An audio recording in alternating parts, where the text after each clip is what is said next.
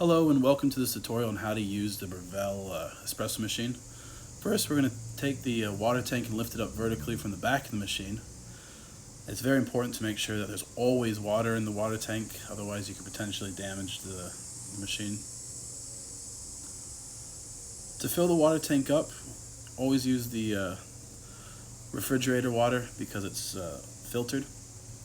And notice how the water tank is just horizontal to the refrigerator. It's the easiest way to fill it up.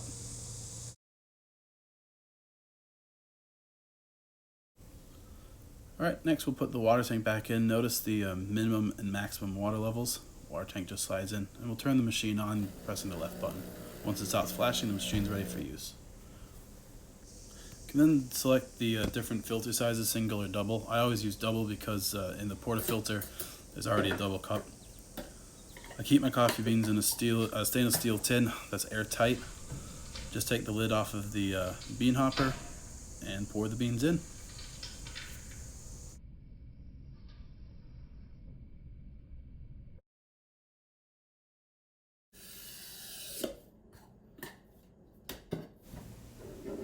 Take the portafilter, rest it in there, and just press it gently, and the grinder will start to grind the beans.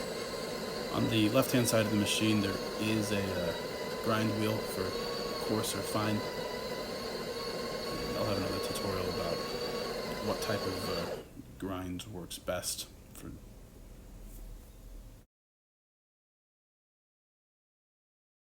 Alright, now that we've got our coffee grinds, we're going to take the tamper and firmly press down.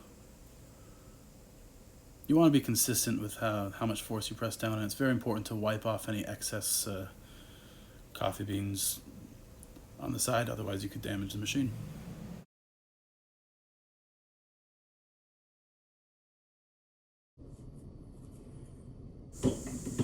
Insert the portafilter to the left and line it up and then turn it to the right. And because we're using a double espresso cup, we're going to press the double button, which is the button on the far right.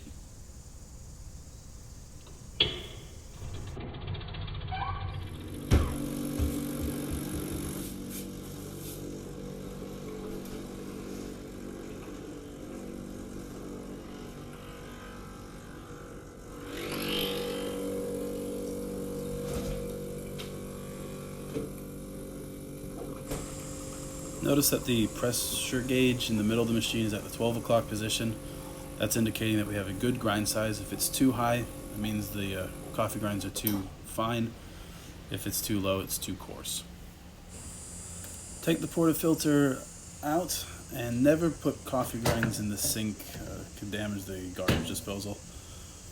But we can rinse the leftover coffee grinds in the sink.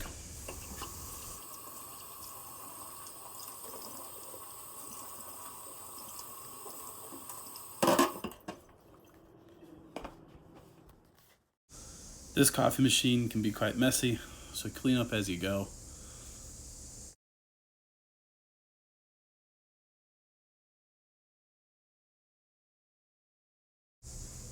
Alright, now we're going to fill up the milk. We're making a cappuccino, so we're going to have to froth this milk. Notice that it's not full, it's just up to that little lip on the side, on the right hand side. Alright, so now I moved this steam wand into position, and the right hand dial on the side of the machine, I moved it towards me to create steam. The flashing light is going to keep on flashing until the water gets hot enough, and then eventually the steam will come out. So I keep the milk jug at an angle, a slight angle, and I kind of keep it on the side of the milk jug. And what the goal is to get the milk to start swirling to create a circular motion. As the milk gets higher and higher, I move the steam wand away from the milk, otherwise it will overflow.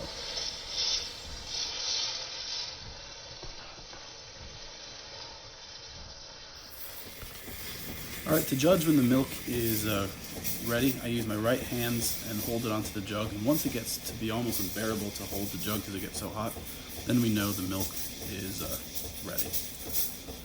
I keep it, at this point the jug is pretty much vertical, and the milk is just heating up. To switch the steam off, that right hand knob on the right, and move it up to the 12 o'clock position.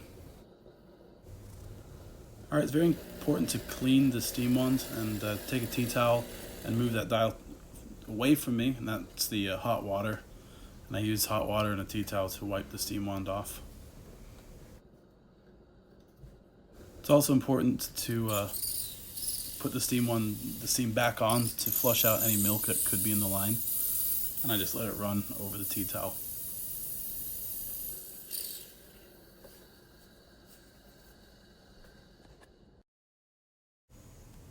As I said, we're making a cappuccino, so a cappuccino is 1/3 coffee, 1/3 milk, and 1/3 foam. I sometimes find it easier to use a spoon. You don't have to use a spoon, but I pour in the third of milk and then the rest spoon on the foam.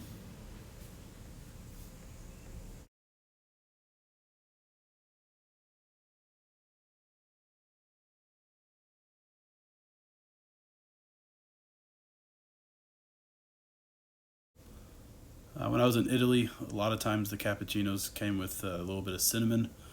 That's a nice little touch.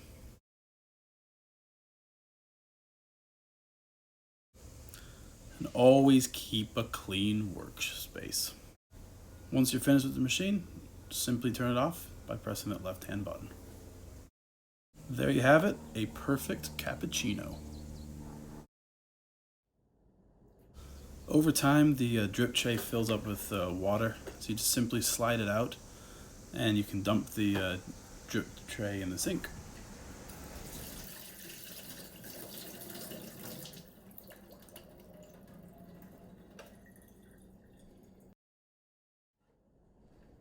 After dumping the water, simply slide the drip tray back in and give it a wipe down. And enjoy your cappuccino.